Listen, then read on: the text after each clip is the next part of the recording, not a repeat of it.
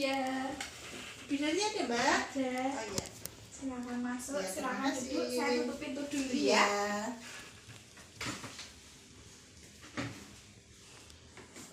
Perkenalkan, saya Bidan Sekar. Iya. Ada yang bisa saya bantu, Mbak? Saya Yuni. Saya tuh 20 tahun, Mbak. Nah, saya tuh kesini mau nanya atau konsultasi tentang karena saya kan mau menikah. Jadi saya mau apa saja sih yang harus disiapkan gitu loh, Mbak, mau menikah tuh harus kayak gimana gitu, karena masih ada rasa takut gitu loh, Mbak. Oh, begitu. Ya. Mbak Yuni, 20 tahun. Nah, menikahnya kapan, Mbak? Menikahnya 1 bulan lagi. 1 bulan lagi, nggih. Iya. Ini nampaknya jenengan tuh masih agak takut nggih waktu berhubungan pertama kali ngoten nggih. Nah, sebelumnya apakah pernah mendengar informasi tentang kesehatan reproduksi dan seksual calon pengantin? Kalau mendengar mungkin pernah, cuman kalau mendalami itu kayak belum pernah, Mbak. Jadi nggak tahu, jadi hanya sekilas gitu aja loh, Mbak. Oh, begitu. Jadi belum paham. Nah, dari itu kan jadi saya akan menjelaskan kesehatan reproduksi dan seksual calon pengantin itu meliputi pernikahan, terus hak reproduksi dan seksual, organ reproduksi perempuan dan laki-laki, masa subur, perencanaan anak dan keluarga berencana, kehidupan seksual suami istri, masalah-masalah dalam pernikahan, kesetaraan gender dalam pernikahan. Nah, akan saya menjelaskan dari pernikahan. Pernikahan itu pengertiannya apa? Ikatan lahir batin antara seorang pria dan seorang wanita sebagai suami istri dengan tujuan membentuk keluarga atau rumah tangga yang bahagia dan kekal berdasarkan ketuhanan yang Maha Esa. Nah, persiapan pernikahan itu persiapannya apa aja? Dari kesehatan fisik, mental, spiritual, dan finansial. Nah, kalau hak reproduksi dan seksual itu hak untuk mendapatkan standar tertinggi kesehatan reproduksi dan seksual, hak untuk membuat keputusan yang berkenaan dengan kebebasan reproduksi yang bebas dari paksaan, diskriminasi, dan kekerasan, hak untuk bebas memutuskan jumlah dan jarak kelahiran anak-anak, serta hak untuk memperoleh informasi sekaligus sarananya, hak untuk mendapatkan kepuasan dan keamanan hubungan seks. Nah, kalau dari organ reproduksi perempuan dan laki-laki, organ reproduksi perempuan itu ada vagina, serviks, saluran telur, dan rahim. Kalau vagina itu saluran yang menghubungkan lingkungan luar dengan rahim sekaligus tempat mengalirnya darah, menstruasi, dan keluarnya bayi. Nah, kalau serviks salah satu struktur rahim bagian bawah yang menyempit dan membuka ke arah vagina. Nah, saluran telur itu membawa sel telur dari indung telur ke rahim. Pada saluran inilah terjadi fertilisasi atau pembuahan. Nah, rahim itu tempat berkembangnya janin. Kalau reproduksi laki-laki itu ada penis, skrum, testis, dan epididymis. Dan penis itu memiliki fungsi sebagai saluran sekaligus tempat keluarnya sperma. Dengan skrotum berperan untuk menjaga suhu testis. Kalau testis untuk memproduksi sperma dan hormon testosteron. Sedangkan epididymis tempat penyimpanan sperma sementara.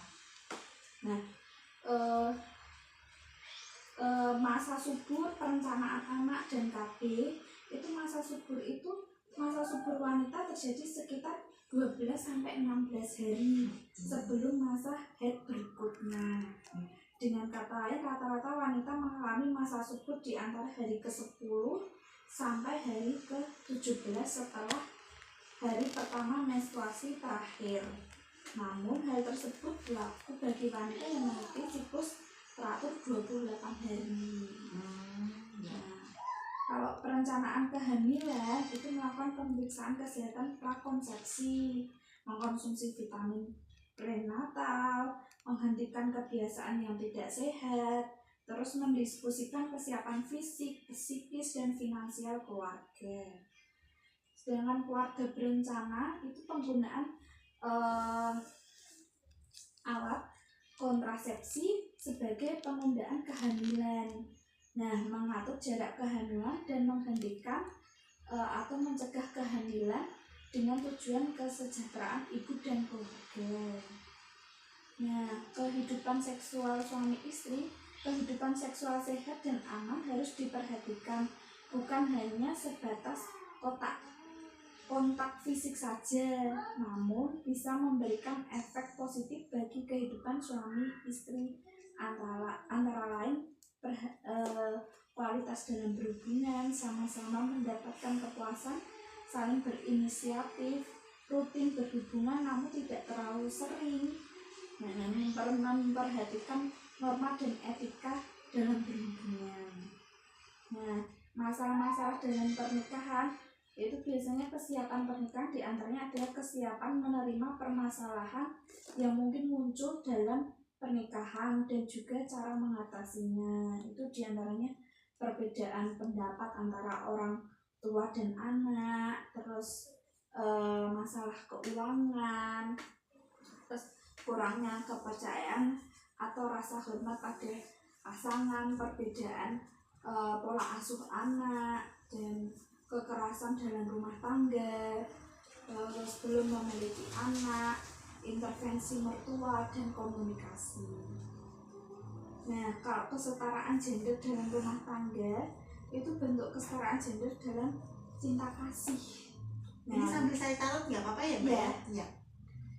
Kebersamaan suami istri dalam menerapkan suasana penuh cinta kasih, menggalang kerjasama yang baik dilandasi rasa saling mengasihi, menghormati, dan saling membutuhkan. Yang kedua, bentuk kesetaraan gender dalam perlindungan.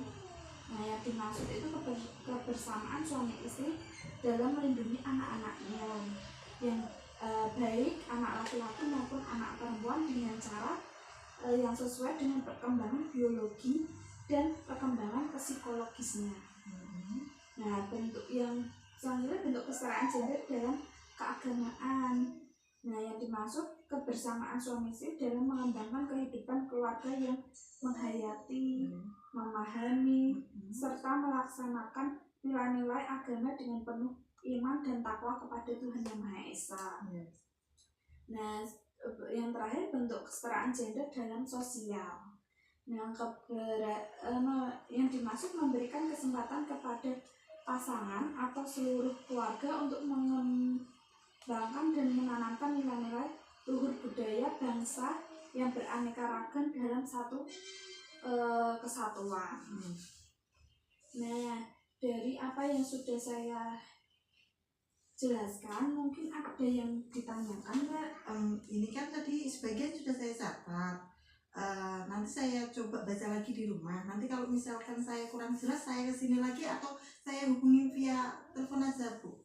Ya, bisa menghubungi via WA, bisa iya? kesini langsung. Iya. Kalau mungkin aku ingin bicara langsung secara jelas. Berarti kalau ini nanti saya pelajari sama calon saya. Nanti kalau sudah itu saya misalkan kesini sama pasangan saya, tidak apa-apa ya, Bu ya? Tidak apa-apa. Oh iya, terima kasih sudah. Nanti saya baca lagi apa yang sudah Ibu sampaikan. Iya. Ya. Terima kasih. Saya pamit dulu.